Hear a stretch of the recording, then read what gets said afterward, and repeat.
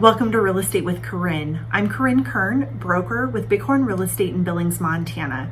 Today we're going to go over what it looks like to sell and buy at the same time and my top tips to make the process go as smooth as possible. Let's get started. If you're selling and buying in the same market, I typically recommend that you use the same agent for both. The only caveat to that would be if you're selling one type of niche property and purchasing a different type of niche property, it might be in your best interest to use two different agents. If you're purchasing in a different market or have the niche property situation, it's important that both agents communicate, you make the introduction to them, and that they understand the contractual timelines and obligations of the other.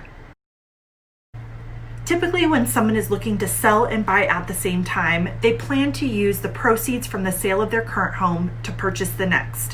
While this works in some markets, in more competitive markets, you're typically going to want to have financing in place so you don't have to have a contingency on the sale of your home.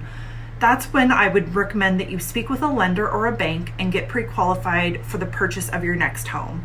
At that same time, if you plan to use the equity from your current home to purchase the next home, you're going to want to get pre-qualified for either a HELOC, a home equity line of credit, or a bridge loan. I would also recommend that you start this process at the very beginning because you're going to want to have that HELOC in place before you list your current home for sale.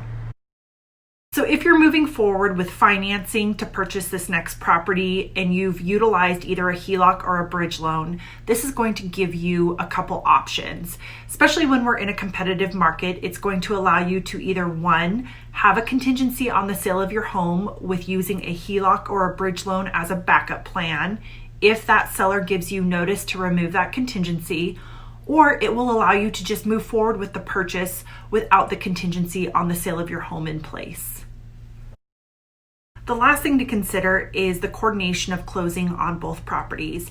If the two properties are closing concurrently, I always like to make sure that I negotiate some extra time for my clients to either stay in their current home for a couple of extra days or take early occupancy of the new home. We want to ensure that you have enough time to make that actual physical move happen. Thank you so much for watching. I hope this was informational and helpful to you. If you have any questions, feel free to comment below. As always, I will include all of my contact information in my website in the description box. Subscribe if you haven't already, and I look forward to seeing you next Tuesday.